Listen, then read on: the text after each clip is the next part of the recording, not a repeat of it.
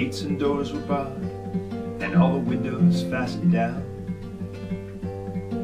I spent the night in sleeplessness and rose at every sound, half in hopeless sorrow, half in fear of the day. To find the soldiers breaking through to drag us all away. And just before the sunrise, I heard something at the wall. The gates began to rattle, and a voice began to call. So I hurried to the window and looked out into the street, expecting swords and torches and the sounds of soldiers' feet. But there was no one there but Mary, so I went down to let her in.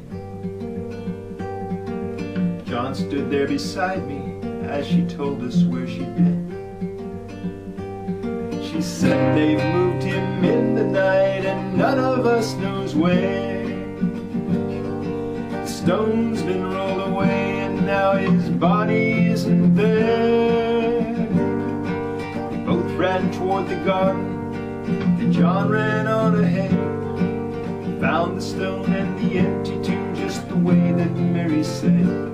The winding sheet they'd wrapped him in was just an empty shell. How or where they'd taken him was more than I could tell.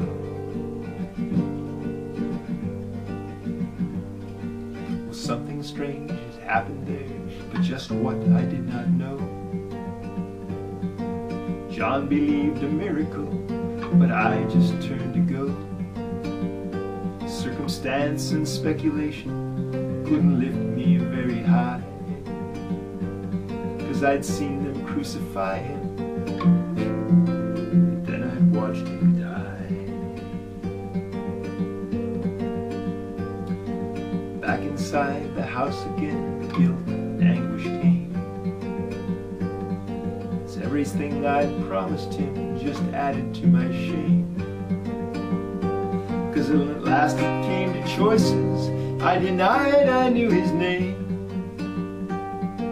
And even if he was alive, it wouldn't be the same. And suddenly the air was filled with a strange and sweet perfume. Light that came from everywhere drove shadows from the room. Jesus stood before me with his arms held open wide. I fell down on my knees and just clung to him and cried. When he raised me to my feet and I looked into his eyes, love was shining out from him like sunlight from the skies. Guilt and my confusion disappeared in sweet release.